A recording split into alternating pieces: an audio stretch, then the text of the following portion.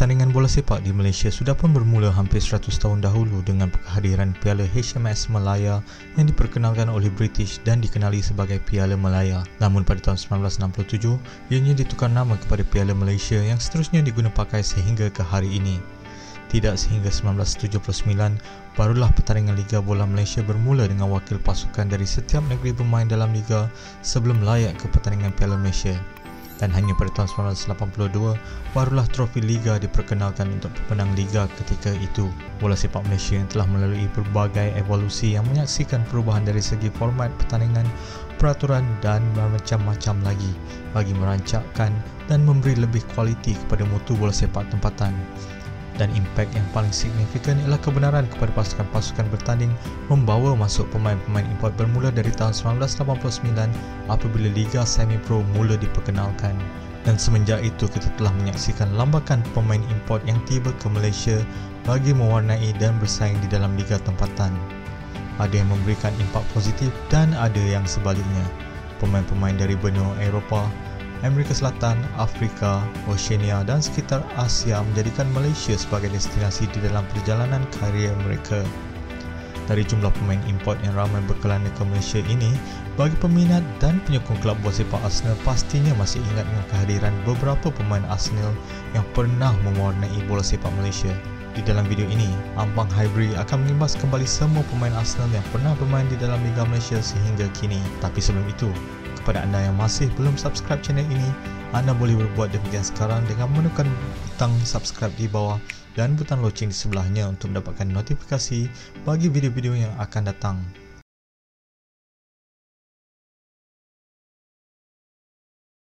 Reece Weston dilahirkan di London dan mula bermain di Arsenal seawal usia 11 tahun di dalam pasukan junior dan remaja sehingga beliau memulakan debut pertama bersama skuad utama pada perlawanan Piala Liga pada November tahun 1999 bertemu Middlesbrough sebagai pemain gantian kepada Oleg Luzny. Perlawanan ini juga merupakan debut untuk seorang lagi pemain yang lebih jauh berjaya dari beliau, iaitu Ashley Cole. Perlawanan pertama sebagai keselesahan utama hadir pada Mei 2000 di dalam perlawanan terakhir Liga musim itu bertemu Newcastle yang menyaksikan beliau bertahan hanya selama 67 minit sebelum digantikan. Dan perlawanan ini adalah satu-satunya perlawanan Liga yang disertainya sebelum perlawanan pertamanya di Highbury sebagai pemain senior pada November 2000 untuk Piala Liga bertemu Ipswich Town. Dengan hikmatnya tidak diperlukan lagi oleh Arsene Wenger ketika itu kerana potensi yang agak terbatas, Reece Weston telah berpindah ke Cardiff City yang menyaksikan penampilan terbanyak di dalam karier beliau untuk sesebuah kelab iaitu sebanyak 182 penampilan. Selepas itu karier Reece Weston berterusan dengan beberapa buah kelab lagi seperti Viking, Port Vale, Walsall, Dundee dan KR Reykjavik. Selepas meninggalkan kelab terakhir di Finland itu, beliau membuat satu post di Twitter tentang bagaimana dia meninggalkan kelab tersebut dan sehingga dia dipanggil oleh seorang player Wales yang memperkenalkan beliau dengan seorang ejen bernama Nick McCreary. Nick memberitahu yang bapanya David McCreary yang juga bekas pemain Manchester United dan Newcastle United itu sedang membimbing Sabah dan memerlukan pemain import bagi pasukannya. Reece Weston kemudiannya tiba di Sabah pada tahun 2012. Reece Weston memulakan langkah kanan dalam perlawanan pertamanya bersama Sabah yang menewaskan SPA Putrajaya 2-1 walaupun nasibnya kurang baik kerana menjadikan gol sendiri di dalam perlawanan itu. Malangnya, kariernya di Sabah hanya bertahan selama 6 perlawanan sebelum beliau pulang kembali ke England. Sabah meneruskan musim itu dengan menduduki tangga kelima di dalam Liga Perdana, kalah di dalam play-off Piala Malaysia dan hanya mara ke pusingan kedua Piala FA. Melalui satu temu ramahnya di England, dia berkata, "Saya tinggal di kota Kinabalu yang terletak di utara Borneo yang panas dan lembap. Cuaca tidak pernah jatuh dari 29 atau 30 darjah Celsius sepanjang saya berada di sana. Saya datang ke Sabah bersendirian dan melalui keadaan yang agak sukar yang menyebabkan saya terpaksa pulang ke UK. Di Malaysia, padang mereka agak teruk dan stadium-stadium berada di dalam keadaan yang tidak terurus dengan baik. Kami mempunyai stadium berkapasiti 35,000 penonton tetapi keadaan lampu limpah yang tidak menepati standard pertandingan, jadi kami terpaksa bermain pada hari Isnin atau Jumaat pada pukul 4 petang dengan kehadiran penonton hanya sekitar 400 orang. Siapa yang hendak datang ke stadium pada waktu dan hari sedemikian?" Kami terpaksa terbang untuk setiap perlawanan di tempat lawan. Saya rasa tidak terlalu sulit untuk saya kecuali dengan keadaan cuaca. Cuaca boleh mencapai 42 darjah Celsius dengan 8% kelembapan. Jadi kami terpaksa berlatih pada pukul 9 pagi. David McCreary adalah pengurus kami waktu itu dan tugas saya adalah untuk membimbing pasukan dan meningkatkan tahap profesionalisme mereka, dan saya rasa saya merupakan antara pemain yang paling cergas di dalam pasukan ketika itu. Selepas meninggalkan Sabah, Reece Weston meneruskan kariernya bersama AFC Wimbledon, Sutton United dan Cobham. Reece Weston menamatkan kariernya dengan 7 cap bersama pasukan kebangsaan Wales yang merupakan negara kelahiran bapanya.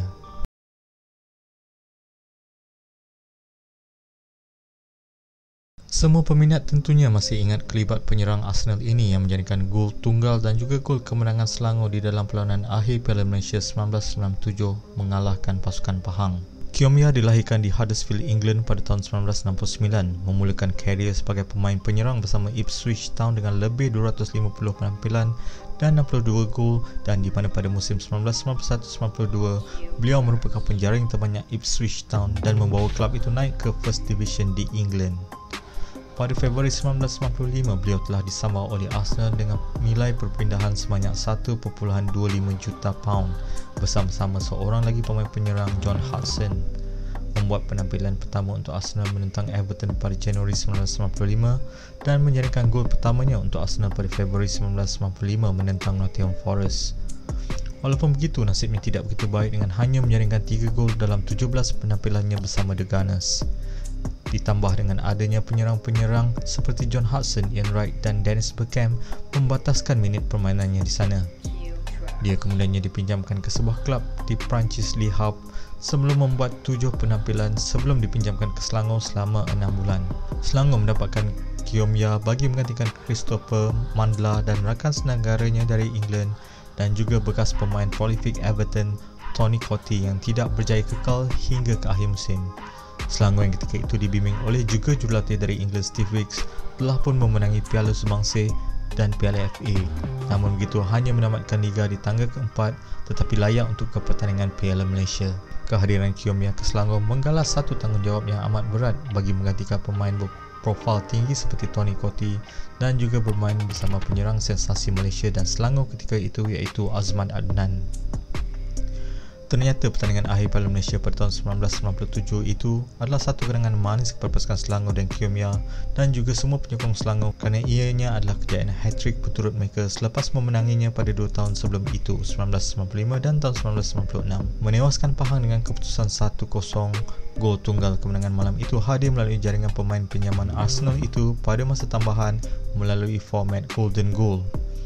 Namun begitu, jodoh Kiomia dengan Selangor tidak kekal lama walaupun berjaya menjaringkan 7 gol dari 12 penampilannya kerana dia kemudiannya terpaksa pulang ke England untuk bermain bersama Queen's Park Rangers untuk 3 musim. Kiomia mengakhiri kariernya sebagai pemain dengan menyertai klub Denmark AAB Aalborg yang tidak kekal lama kerana masalah kecederaan dan sejurus selepas itu mengumumkan persaraannya sebagai pemain bola sepak. Dia kemudiannya beralih kepada posisi pengurus bola sepak dengan membimbing pasukan simpanan Ipswich Town dan Notts County sebelum mengakhiri kariernya di dalam bola sepak pada tahun 2014. Saya bermain untuk Selangor bersama Tony Cottee dan berjaya melangkah ke final Piala Malaysia. Saya berjaya menjaringkan gol kemenangan yang menggamatkan 80,000 penyokong yang hadir pada malam itu. Ianya adalah pengalaman yang sangat menarik menyelami budaya yang agak berbeza. Ianya juga sangat baik bagi saya kerana saya banyak menghabiskan masa bersama keluarga.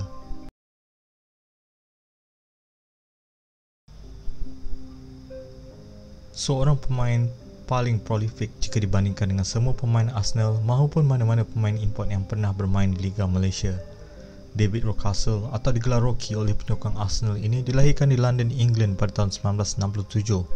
Memulakan kariernya di Akademi Arsenal pada tahun 1982, Rocky menandatangani kontrak profesional pertamanya pada Disember 1984. Di awal kariernya, dia menghadapi masalah penglihatan dan terpaksa menggunakan kantar lekap yang ketika itu masih belum popular di kalangan pemain bola sepak. Menurut bekas pemain pertahanan Arsenal, Martin Keown, mereka amat hairan mengapa Rocastle berlari membawa bola dan menggelecek dengan kepalanya tunduk ke bawah. Mereka menariknya ke tepi padang dan bertanya sama ada dia boleh melihat gol, dan dia menjawab tidak. Mereka akhirnya memberinya kantar lekap dan karier gemilangnya bermula dari saat itu. Rocastle membuat debut pertamanya pada September 1985 menentang Newcastle di Highbury dan menjadikan gol pertamanya pada Februari 1986 bertemu Luton di dalam perlawanan Piala FA. Rocastle menamatkan musim 1987-88 dengan bermain setiap perlawanan Liga dan September 1998 membuat debut pertamanya bersama pasukan kebangsaan England menentang Denmark. Bermain di posisi sayap kanan, Rocastle bermain sebanyak 228 perlawanan untuk Arsenal dari tahun 1984 hingga 1992, menjaringkan 23 gol dan mempunyai 14 caps untuk England. Di Arsenal, Rocastle memenangi 2 kejuaraan Liga, 1 kejuaraan Piala Liga dan memenangi PFA Team of the Year pada tahun 1987. Rocastle berhijrah ke Leeds yang baru saja menjuarai Liga pada tahun 1992 dengan penuh kontroversi memandangkan prestasinya yang sangat baik ketika itu bersama Arsenal. Bermain selama semusim dan dibelenggu dengan masalah kecederaan, Rocastle seterusnya berhijrah ke Manchester City dan Chelsea, dan sepanjang berada di Chelsea dengan 76 penampilan, dia juga dipinjamkan ke Norwich City dan Hull City. David Rocastle tiba di Sabah pada tahun 1998 tanpa sebarang nilai perpindahan selepas kontraknya bersama Chelsea tamat. Pada umur 32 tahun, pemain sayap Arsenal itu, kehadirannya di Sabah mendapat sambutan yang sangat hebat memandangkan ramai peminat bola sepak di Malaysia sudah mula mengikuti Liga di England ketika itu. Menurut Julius Ating yang pernah bermain bersamanya, kami sempat bermain bersama Rocastle selama 1 musim, tetapi dia adalah seorang pemain yang sangat profesional. Kami pernah mempunyai banyak pemain import, tapi Rocastle adalah pemain berprofil tinggi pertama yang bermain bersama kami. Cara dia berkomunikasi dan bersama pasukan ketika sesi latihan dan perlawanan adalah sangat baik dan sangat hebat. Di dalam latihan, dia banyak membantu, membimbing dan memberi motivasi kepada pemain-pemain muda. Dia banyak mengajar bagaimana bermain secara fizikal melalui pengalamannya bermain di England. Ini dibuktikannya dalam setiap peranan kami yang menunjukkan betapa baik kekuatan fizikalnya. Rocastle seorang yang tidak sombong walaupun dia bukanlah seorang yang banyak bercakap. Itulah karakter beliau. Jika dibandingkan dengan pemain-pemain import lain yang hadir dari liga yang lebih rendah, beliau lebih banyak membantu dan menghormati kami.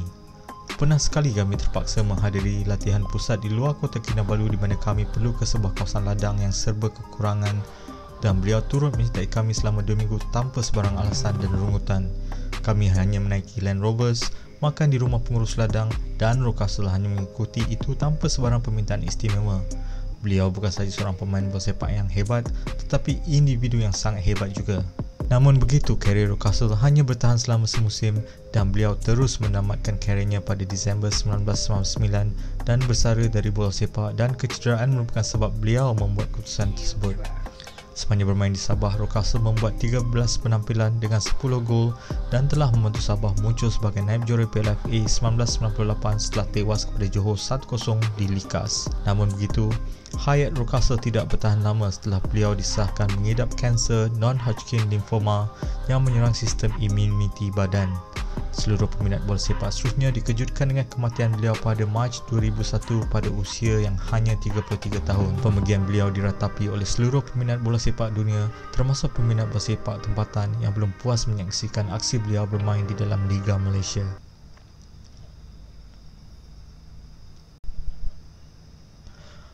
Walaupun secara teknikalnya pemain ini tidak sempat bermain dalam mana-mana perlawanan Liga Malaysia, tetapi beliau sempat menjejakkan kaki di Perak. Christopher Wreh dilahirkan di Liberia pada tahun 1975 dan bermain di bawah bimbingan Arsene Wenger di Arsenal pada tahun 1997. Selepas pernah suatu ketika bermain di bawah Wenger di Monaco sebelum itu. Membuat 28 penampilan selama 3 tahun bersama Arsenal, dengan 2 tahun terakhirnya banyak dipinjamkan ke klub-klub lain, memandangkan kesukarannya untuk menempatkan diri di dalam keselepasan utama yang ketika itu mempunyai 3 pemain hebat yang berkongsi posisi penyerang, iaitu Ian Wright, Dennis Bergkamp dan Nicholas Anelka. Walaupun begitu, dia merupakan salah seorang pemain di dalam skuad Arsenal yang memenangi double pada musim 1997-98 dan juga kesebelasan utama Arsenal yang memenangi perlawanan akhir Piala FA pada tahun yang sama. Selepas menjaringkan gol pada perlawanan Charity Shield pada tahun 1998 menentang Manchester United, Prestasinya terus menjunam dengan kehadiran Thierry Henry dan David Suker memaksa dia untuk berpindah dan menyertai beberapa kelab lain. Christopher Reid tiba di Malaysia pada tahun 2003 pada usia 28 tahun untuk menyertai pasukan Perak. Namun begitu, sepupu kepada pemain terbaik dunia Josh Weah ini tidak berjaya ditandatangani Perak kerana tidak melepasi ujian perubatan dan kecergasan. Walaupun mempunyai pengalaman dan perjalanan karier yang agak luas, tetapi keadaan fizikal yang tidak baik membataskan kelajuan dan kelincahan beliau. Menurut pengurus Perak ketika itu, Datuk Jamal Nasir, kami amat kecewa dan tidak menyangka keadaan fizikalnya amat teruk. Dia perlu menurunkan berat badan jika ingin menyertai pasukan Perak. Karier beliau seterusnya terus diselubungi kontroversi dengan masalah disiplin dan keadaan fizikal dan kecergasan beliau yang masih tidak berubah.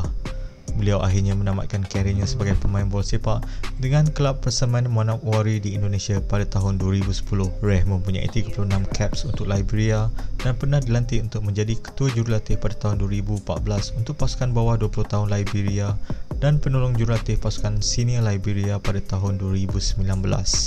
Anda sudah pun menyaksikan pemain-pemain ini beraksi di Liga Malaysia. Anda boleh memberikan pendapat di ruang komen di bawah dengan mencadangkan beberapa pemain Arsenal yang anda rasa berpotensi untuk dibawa masuk bermain di liga tempatan kita. Sehingga kita berjumpa lagi di dalam video yang akan datang, jangan lupa subscribe, like dan kongsikan video ini kepada rakan-rakan peminat bola sepak tempatan dan juga rakan-rakan anda yang menyokong kelab bola sepak Arsenal.